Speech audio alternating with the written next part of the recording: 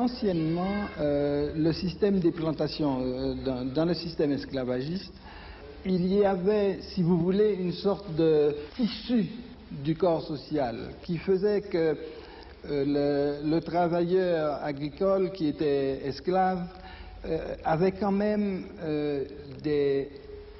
une pulsion de création culturelle, et cette culture populaire s'est effondrée avec l'effondrement du système des plantations.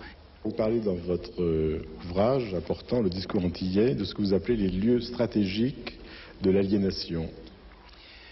Le problème avec ces centres, l'école, les stades, la sécurité sociale, etc., le problème, c'est que ces centres, dans des pays comme la Martinique ou la Guadeloupe, ne sont pas liés à un projet collectif, que les décisions viennent d'ailleurs.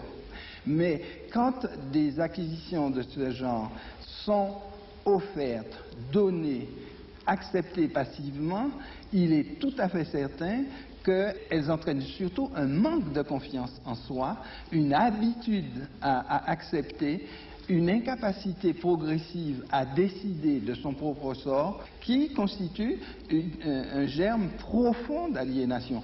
Un des phénomènes importants pendant la période de l'esclavage a été le phénomène du marronnage. Et ce n'est pas seulement un phénomène historique ponctuel, c'est un mode culturel de l'être. Le marronnage, c'est le fait pour des esclaves sur des plantations de fuir dans les hauteurs, de marronner dans les hauteurs, et on les appelait, ces gens, des nègres marrons.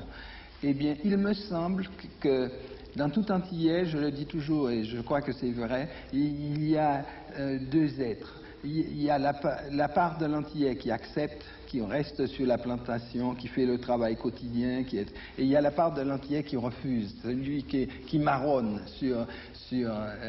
dans les mornes et dans les bois. Et je crois que ce phénomène de marronnage culturel, c'est ce qui caractérise le plus essentiellement la production des écrivains antillais et même des écrivains de la Caraïbe, qu'ils soient de langue anglaise, de langue espagnole, ou de langue française ou de langue créole.